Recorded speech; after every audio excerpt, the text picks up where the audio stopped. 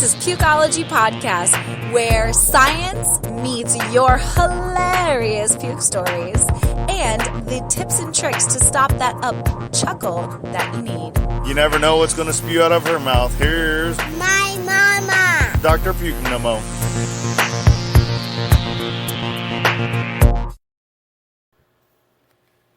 So why are pregnant women more susceptible to having headaches and migraines during pregnancy, even if they've never had them before? How to Cure a Migraine, Pregnancy Pukeology Podcast Episode 8 is about to dive into the brain. Want no more morning sickness, which is pregnancy nausea, or how about no more headaches or migraines? Visit our sponsor, nomomigraine.com. NOMOMIGRAINE.com, the only natural way to instantly stop your worst nausea, vomiting, and head pain now.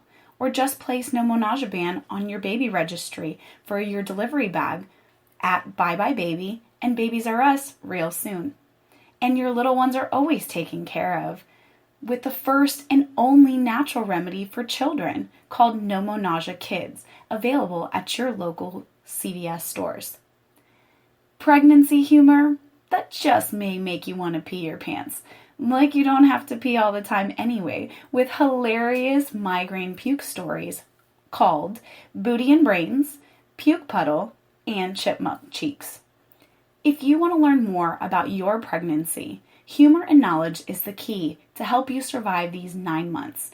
And just know we're in this together, with helpful science that you will know from this podcast. Why are pregnant women more susceptible to headaches and migraines, especially in their second trimester? What are the different types of headaches or migraines, and what do they feel like? And finally, how to cure a headache or a migraine naturally, a solution that anyone, pregnant or not, can employ.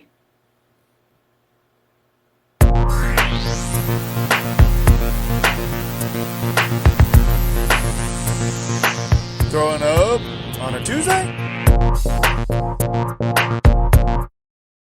One puke story. Do you have a hilarious pregnancy story that you just can't wait to share? Send it to me at pukeology@nomonaza.com. That's PUKEOLOGY at nomonaza.com. Or just tweet us at Pukeology so we can all have a good laugh together. First story. One puke story. After my second baby, I knew the headache was coming. These migraines were obviously my body's way of adjusting to normal hormonal fluctuations post-baby. So when it hit, we went immediately to the urgent care. I left my baby at home with my husband, and I was totally sad at having to leave her. I had to wait for quite a while at the doctor's, and that's when I started throwing up everywhere.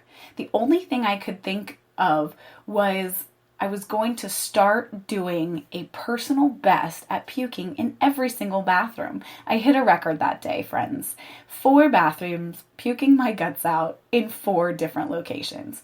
Finally, the doctor saw me, and thankfully it was my favorite doctor. I had to get a shot in my booty. Please, readers, remember, a 4-day postpartum mommy who's just thrown up in 4 bathrooms and is now getting a shot in the rear. It's only once you have to live through this that you can finally be able to laugh at yourself. Ugh. Thank you, Jane, so much for your booty ease story. On Easter, I went to my friend's house since my husband was deployed and I was pregnant, so I couldn't enjoy all the festivities. Instead, I played video games while my friend, he ate with his family. Then he brought me this mountain of leftovers. I ate it all. What was a pregnant girl to do but eat? Later on, we went to the convenience store and I bought 4 Lunchables. Let's count them. 1, 2, 3, 4 Lunchables, which I knew was a pregnancy no-no, but would soon learn that my body would reject it. Guess what? I ate all of them. That night, he fell asleep on the floor, so I took his bed. I woke up at 4 in the morning, leaning in his kitchen sink, puking my brains out. I used to sleepwalk. I went back to the bed And when I put my hand down, it was into a puddle, a big, smelly puke puddle. Ugh, gross. I clicked on the flashlight and saw that the entire bed was literally covered in puke. I folded the sheets, threw them in his laundry room, and walked 2 miles home in my puke-covered pajamas at 4 a.m. This was definitely my personal favorite story, Benzer SP100GE, as I can see right now walking home covered in puke. Thanks for sharing. My 2 brothers and I had friends, and we had just eaten at Olive Garden.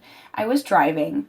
My brother was in the front passenger seat, and my youngest brother was directly behind me, and one of our friends was next to them, next to my youngest brother. I had been driving down the road for a few minutes when my friend looked over and notices that my youngest brother's cheeks are puffed out. He asked my brother what he's doing. My youngest brother doesn't reply because he had a migraine from hell, but started making desperate sounds and just then unloads a huge load of vomit directly onto the back of my seat and down the pocket. Everyone starts screaming, "Pull over!"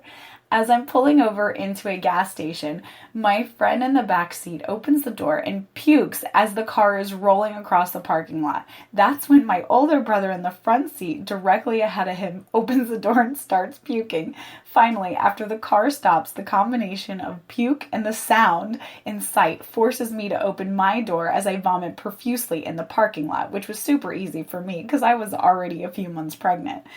It was literally a counterclockwise chain reaction of vomit, and I was the easy pregnant one, but nobody knew. A few days later, I paid a car detailer to clean up the vomit mess. My car never smelled the same. It was years before I could eat at Olive Garden again. Enchanted Bunny, that was hilarious. I think you need to call your brother Chipmunk Cheeks after that.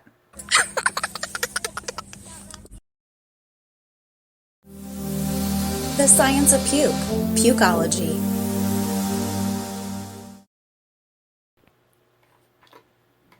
Did you know that headaches are reported in 35% of pregnant women? Some even experience headaches for the first time ever, and it usually starts in the second trimester. So we get all excited because most of us finally have finished our morning sickness in the first trimester, and now we have to worry about nausea due to headaches and migraines in our second. Man, these babies better love us being mommies. Isn't it wonderful the many gifts we receive from our little ones even before they get here? So it's important to identify if a headache is from a primary source, like a tension headache or a migraine, or a secondary source when something else is causing the head pain, like high blood pressure, also known as hypertension, preeclampsia, or idiopathic intracranial hypertension, which is high blood pressure in the brain of an unknown source. That can obviously be subarachnoid hemorrhage, such as if you were to hit your head really hard, blood leaking into the subarachnoid space. Basically, it's just a big, huge volume of blood shrinking the amount of the brain causing head pain. Or a reversible cerebral vasoconstriction, where the blood vessels in the head are just squeezed so tight that they're obviously not letting the passage of blood through.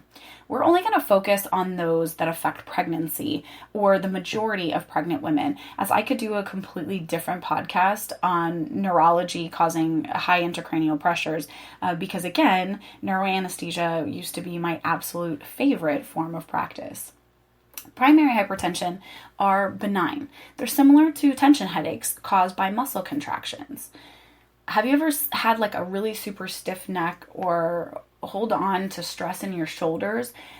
That's what's causing a headache. So that's the type of headache that I'm talking about here. This is a bilateral headache or head pain that's usually a tight band of pain on both sides of the head. Just remember, ladies, no NSAIDs. NSAIDs like Advil, Excedrin, etc. while pregnant. No aspirin, but like Tylenol and stuff like that is okay. So we'll talk about other things later, but just remember, no NSAIDs. So if it says that it's a non-steroidal anti-inflammatory, put it black on the shelf and instead grab No Mo Migraine. Foods that can be triggers, believe it or not, and ones that are high in preservatives.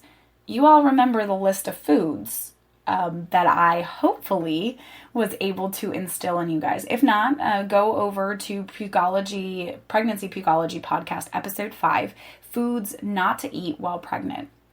And this will give you a list of the do's and don'ts that are good and bad in pregnancy. But believe it or not, these same type of foods are actually not just on the bad list, but they can trigger headaches during your second trimester. So stay away from high contents of MSG. I know Chinese food sounds amazing right now, but again, the MSG part, make sure it says no MSG. Fermented cheese, like bries and all of those really soft, stinky cheeses, and vinegar. Both red and white, because these foods contain 2 different amino acids called tyramine and phenylethylamine, which is an additive that can trigger the onset of a migraine. So migraines are by definition with or without an aura, or an aura is also known as a technical definition or term as a visual disturbance. So you feel that difficulty in seeing, or you see kind of like an aura, like a ring, as though you would see when the different cloud structures change and you literally get like this halo type of effect. Migraines are actually usually unilateral. They are throbbing and aggravated by light, where nausea and vomiting are most definitely present.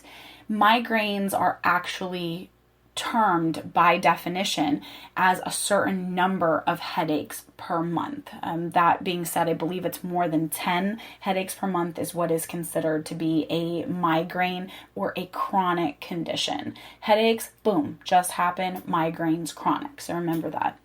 Migraines usually improve during the 3rd trimester. Some studies correlate that women suffering with migraines are at an increased risk for preeclampsia.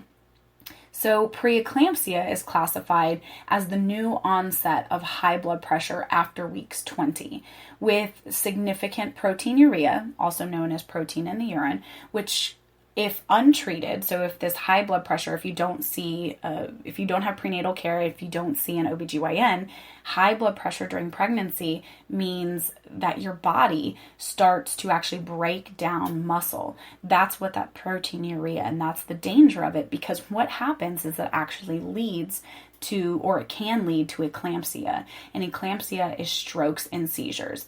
It is very important that as you guys get past 20 weeks, if you have horrible head pain, you have flank pain, that is that spleen itself, please go see your doctor, because high blood pressure can actually, they may want to emergently take the baby, especially if the baby is viable, because of the fact that it is the most dangerous situation for you, and you don't want to have a seizure or obviously have a stroke thereafter giving birth. And like I talked about, that flank pain and the severe headache, you'll also see lots of edema. So an edematous means swollen ankles, swollen everything, face, arms, things of that nature. Tips and tricks to stop the up chuckle that you need.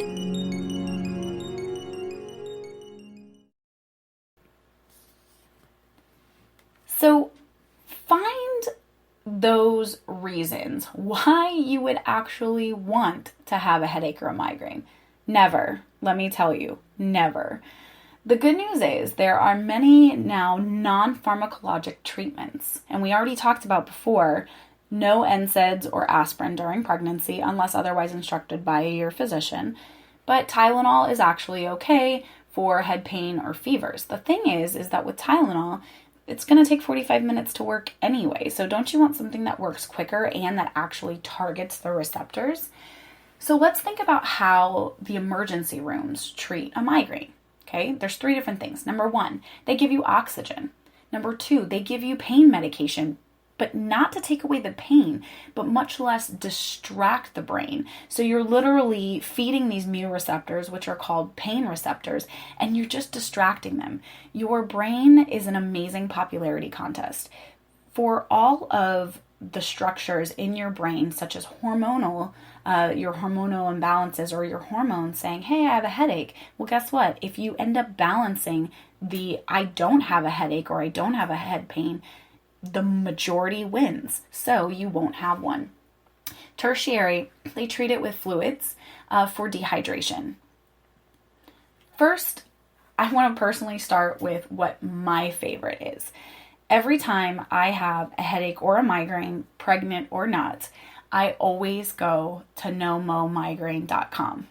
Just type in no more migraine and you'll be amazed. Again, drink lots of water, especially while pregnant during the summer months. Both of my babies are Leos, and I was walking around Disney and other theme parks in July, exhausted, hot, and we have an increased risk of heat stroke as well. And later I will actually do a podcast on heat stroke as we come back around to the summer months.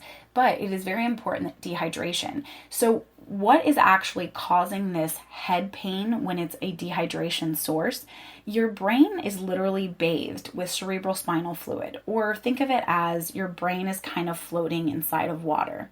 When that water goes away or evaporates, so that fluid, the cerebral spinal fluid, your brain is being held or attached by small little threads. Okay, these are the meninges. And what happens is those attach the cranium to the skull and the brain. So I want you to imagine this floating piece of brain is now no longer floating but being suspended, and pulling on those strings or those meninges end up having referred pain because of dehydration. So it's super important that you guys stay hydrated the entire time. Migraine, going back to the first and only natural way to instantly stop headaches or migraines, believe it or not, on your wrist. So let's talk about all three ways that we talked about how to treat a migraine in the emergency room. Well, it uses the same principles. The first is the smell of aromatherapy of peppermint, believe it or not, which helps to increase the amount of oxygenation when smelled through the nose. The nose is a direct pathway to the brain, so it happens the quickest. In about a couple seconds, believe it or not. Secondarily, in about 2 minutes, you'll feel the cooling sensation that wraps around the wrist to help distract the brain. There's that distraction technology we were talking about. Again, popularity contest, the majority wins. And the secondary, or the most important that I want to talk about, is when we talk about the majority winning or this distraction technology. It's kind of like saying, man, my finger really hurts. Well, if somebody stomps on your toe, what's going to happen? Your finger is going to automatically feel better because you're going to be focusing on the referred pain from your toe. That's the distraction technology that I'm talking about. And that's the same thing that can happen when the cooling sensation of the wrist. The temperature, pressure, and touch receptors are located so closely together. And believe it or not, just that constant feeling of like, woo, that's nice and cold on my wrist will make you forget that you're having a headache or a migraine in the first place. And I recommend for migraines, put it on as soon as you feel that aura, guys. And for headaches, just put it on whenever. It's not going to change anything. It's going to actually help and not hurt. So the menthol within the actual peppermint oil is what causes that super cooling sensation. Also, remember, constant pressure with the acupressure is necessary. So unless you have all the time in the world to apply that pressure to the P6 point, and if you want to find out exactly where that P6 point is, go over to nomomigraine.com or nomonausea.com and it'll describe it in detail with an actual diagram. But believe it or not, these wristbands are awesome. They're waterproof and stylish. So the peppermint oil actually acts as that dual purpose. It acts, number one, as an arterial vasoconstrictor. We all know that caffeine helps headaches. Well, this is the reason why. Caffeine, it actually helps to decrease that pounding sensation in the head by reducing blood flow to the brain. But it also acts as a venodilator, which means when the blood is coming back, it helps to pull it and make kind of like a really open pond or lake, of increasing the amount of oxygen because it's now pooling on the venous. So remember, going to the brain, it shrinks it so you have less of that pounding headache. And then peppermint oil secondarily increases venodilation, which means it pools the oxygen, so you have more to bring. So again, it increases that oxygen storage. Acupressure at P6 is incredible at breaking the current headache cycle. We've already talked about the distraction portion of what that combined peppermint inside of the acupressure does, but it increases your beta endorphins. These beta endorphins, I call them anti-headache hormones, are also known as happy hormones. What happens is that your body increases these hormones, and when your body tells itself, hey, I guess I'm not in pain anymore, you aren't in pain even before the stimulus happens. So you've broken that headache cycle and increased the length of time until your next migraine by over 3 days. Believe it or not, the anti-headache and anti-migraine effect of normal migraine works for 12 to 24 hours even after the band has been removed. The Korean hand sign is another amazing acupressure point. It's actually located in between your pointer and your thumb that you can literally squeeze. It's kind of where the web is. And when you squeeze in between there, it helps to also break that headache cycle. So I would most definitely recommend natural entities, acupressure, acupuncture, peppermint oil, and avoiding those foods that can actually cause it. Now that you know the science behind a headache versus a migraine, what are the 3 repeatable tricks that we use to treat headaches and migraines in the emergency room? And ultimately, I hope I've given you the best information about pregnancy migraines that there is to date. If you love Pregnancy Pukeology podcast, let us know. Give us a 5-star rating. But more importantly, share with all your prego friends. Thanks again for listening to Pukeology Podcast and Pregnancy Episode 8, How to Cure a Migraine. Pukeology Podcast, edutainment at its finest.